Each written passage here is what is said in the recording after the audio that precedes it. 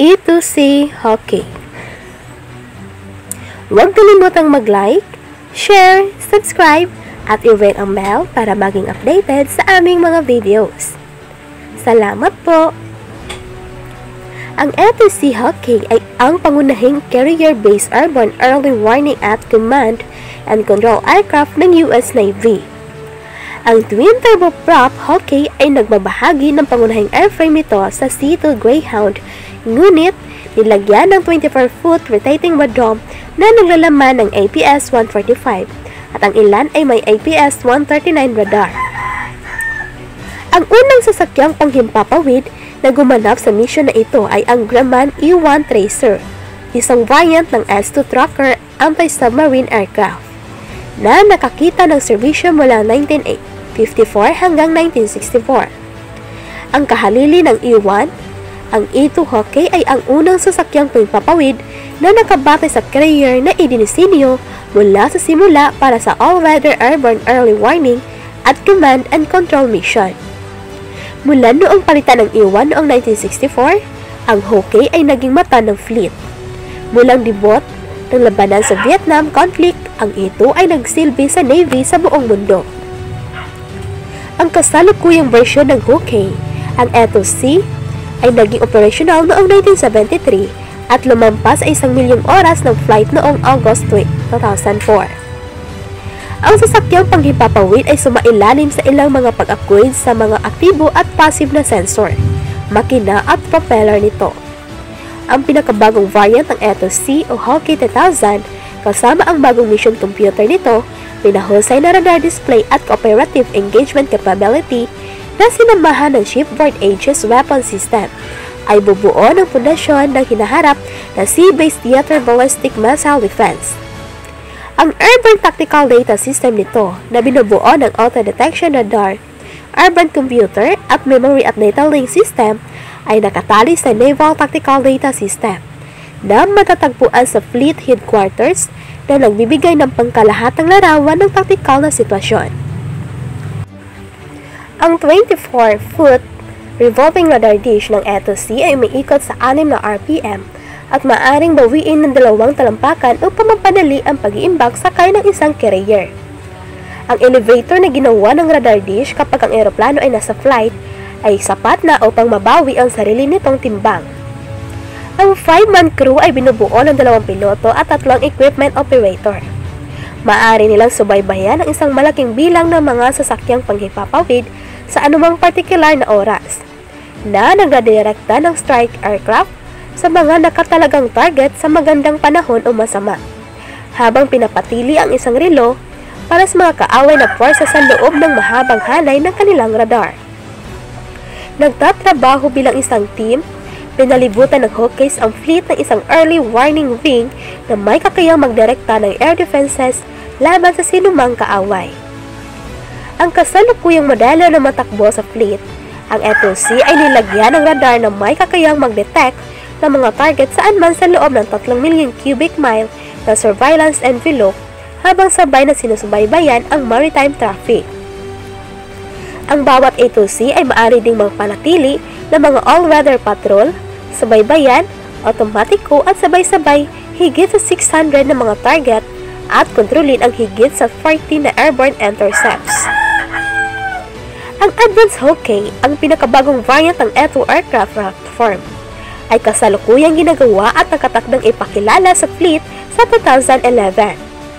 Gamit ang E-2C Hockey 2000 configuration bilang baseline, ang IHE ay magtatampok ng estado at ang radar na may 2 henerasyong tumalan sa kakayahan at na-upgrade ng mga sistema na sasakyang panghimpapawid na magpapahusay sa suporta at magpapataas ng kahandaan.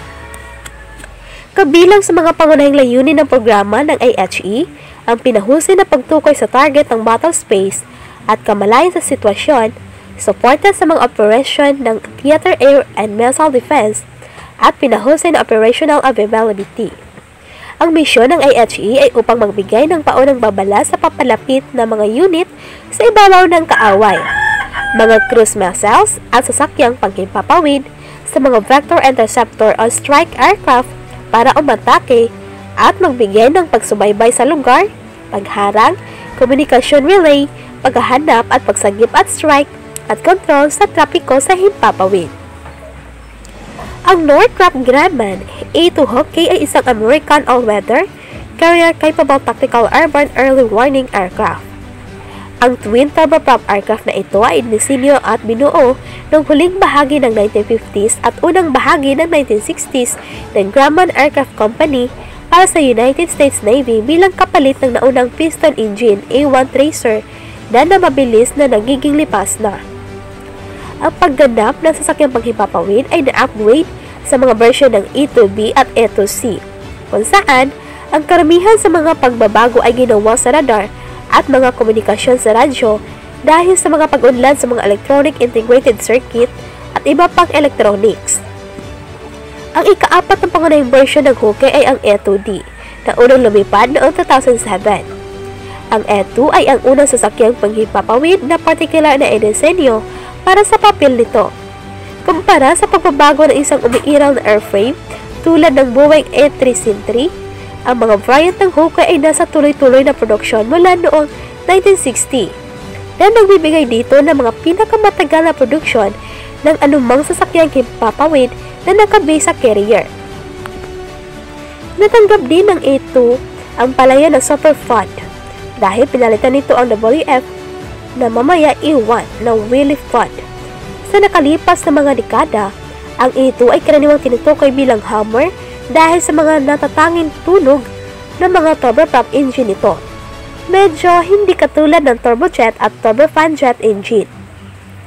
Bilang karagdagan sa serbisyo ng US Navy, mas maliit na bilang ng mga E2 ang naibenta sa armadong pwersa ng Egypt, France, Israel, Japan, Mexico, Singapore at Taiwan. Ginamit din ni Grumman ang pangunahing layout ng E2 upang makagawa ng Grumman C2 Greyhound cargo aircraft. Ang patuloy ng pagpapahusay sa mga urban radar hanggang 1956 ay humantong sa pagtatayo ng mga AEW na eroplano ng ilang iba't ibang bansa at ilang iba't ibang armadong pwersa. Idinagdag din ang mga tungkulin ng command at control at sea and air surveillance. Ang unang sasakyang panghimpapawid na nakabatay sa carrier na nagsagawa ng mga misyon na ito para sa US Navy at mga kaalyado nito ay ang Douglas AD Skyraider na pinalitan sa serbisyo ng US Navy ng Grumman E1 Tracer na isang binagong bersyon ng ESO Tracker twin-engine na anti-submarine warfare aircraft kung saan ang radar ay dinala sa isang aerofuel-shaped radome na dinala sa itaas ng fuselage ng aircraft. Noong 1956, binuo ng US Navy ang isang kinakailangan para sa isang airborne early warning aircraft kung saan ang data nito ay maaaring isama sa Naval Tactical Data System sakay ng mga barko ng Navy na may disenyo mula kay Grumman na napili upang matugunan ang pangangailangang ito noong March 1957.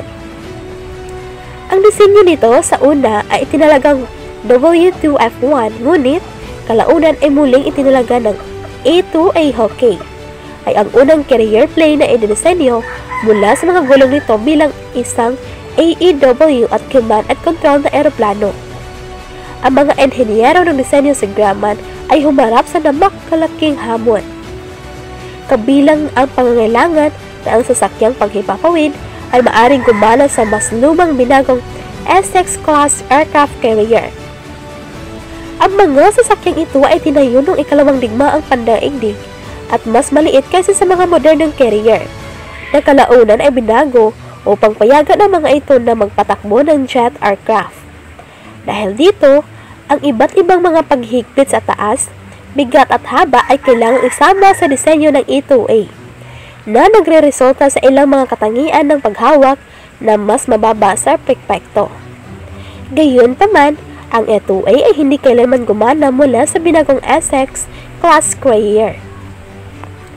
Ang unang prototype na kumikilos bilang isang aerodynamic test bed lamang ay lumipad noong October 21, 1960. Ang unang sasakyang panghimpapawid na kompleto sa gamit ay sinundan ito noong April 19, 1961 at pumasok sa serbisyo sa US Navy bilang E2A noong January 1964. Noong 1965, Ang proyekto ay nag-ipon ng napakaraming issue sa pag-unlad na kinansila pagkatapos maitayo ang 59 na sasakyang paghimpapawid. Sa particular, ang mga paghihirap ay nararanasan dahil sa hindi sapat na paglamig at sa malapit na nakaimpake na compartment ng avionics. Ang mga unang computer ay komplikadong sistema ng avionics ay nakabuo ng malaking init at maaring mabigo ng walang maayos na ventilasyon. Ang mga isyong ito ay nagpatuloy ng matagal pagkatapos na pumasok sa serbisyo ang sasakyang paghimpapawid. Sa isang punto, ang pagiging maasahan ay napakasama na ang buong fleet ng sasakyang paghimpapawid ay nag-ground.